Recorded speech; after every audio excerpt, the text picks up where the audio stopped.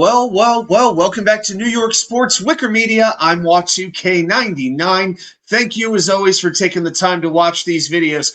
So I wanted to come on today and talk a little bit about the New York Rangers getting their season underway against Pittsburgh, but I didn't want to talk about the team. I wanted to talk about the Igor Shesterkin contract drama. So the news broke earlier this week that Igor rejected a contract offer from the Rangers for 8 years, $88 million.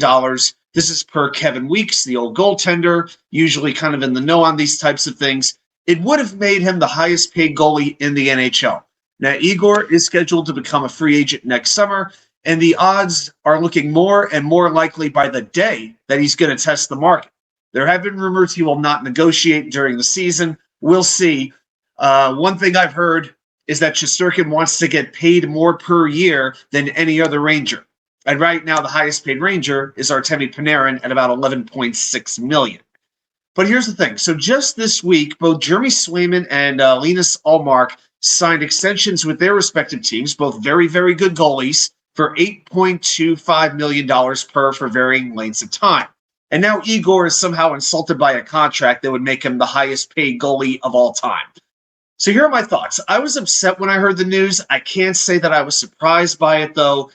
There's a couple of things with this contract and Igor's situation that we need to keep in mind. First of all, no team outside of the Rangers can offer 8 years. The most an outside team can offer is 7 years by NHL rules because they are his team.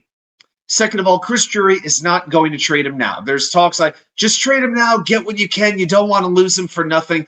I'd understand that, but you got to realize if chrisdrury's doing that, he's quitting on the season. And what message does that send to this coaching staff, to these players? And they've acknowledged, Jacob Trouba, their captain, has acknowledged this is likely the last run for this core. If they don't win it, some players are going to be going. Trouba chief among them after next season. Morale would be at an all-time low. And here's the thing. The Rangers don't exactly have a goalie prospect ready to just step in and lead them to the promised land. Okay? And please don't tell me that Jonathan Quick and Louis Domingue can carry the Rangers for an 82-game season and then lead them to 16 wins during the playoffs. I mean, Jonathan Quick, he's had a great career, but 12 months ago, his career was left for dead until the Rangers signed him as their backup before they threw him a life vest.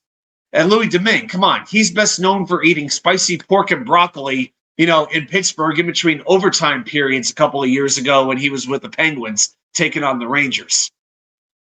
Here's number 3. Igor has a limited movement clause anyway, so he can choose where he does and doesn't want to get traded to.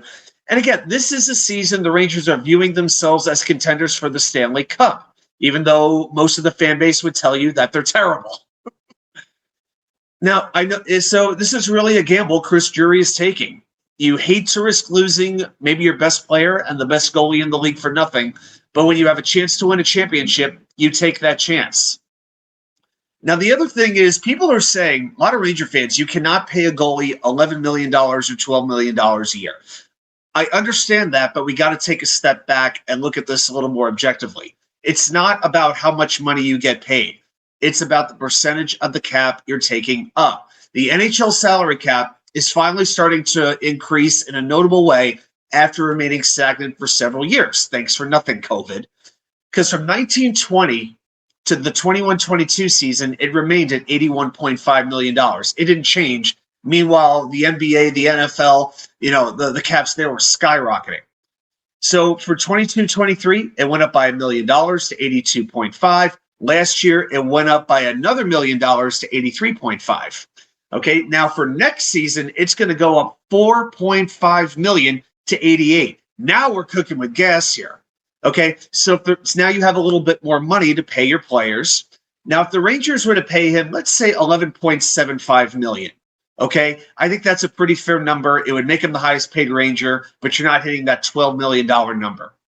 So if you paid Igor, I'm going to give you a few numbers here, $11.75 million on an $88 million cap, he's taking up 13.3% of the Rangers' cap. That would be the 11th highest percentage in the NHL and the highest among any goalie.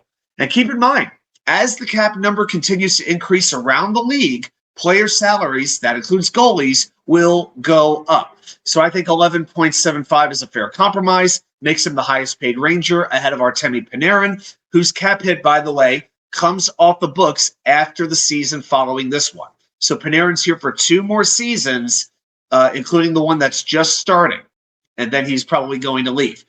As far as the years go, well, Shesterkin is 28 years old. I'd like to go say 6 years. I think that'd be a fair compromise. I think Shesterkin and his camp would shoot for 8. If they did, that would take the total value to $94 million.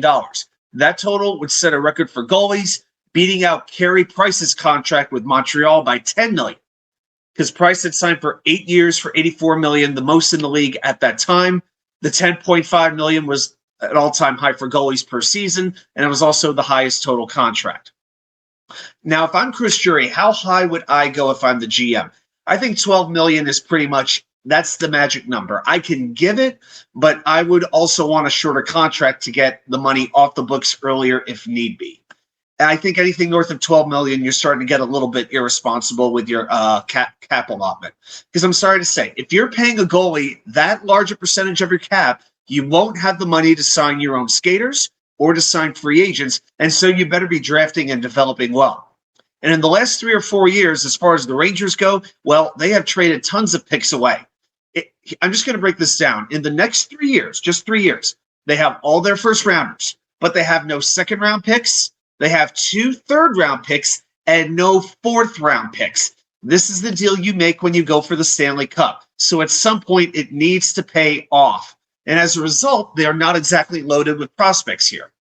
I looked at the Hockey Writers website recently, and the Rangers are ranked 20th in the NHL out of 32 teams. They've got some good wingers. Gabe Perreault, Brennan Othmann, Adam Sikora, but they're light on centers. They're relatively thin on defense, and they don't really have goalies.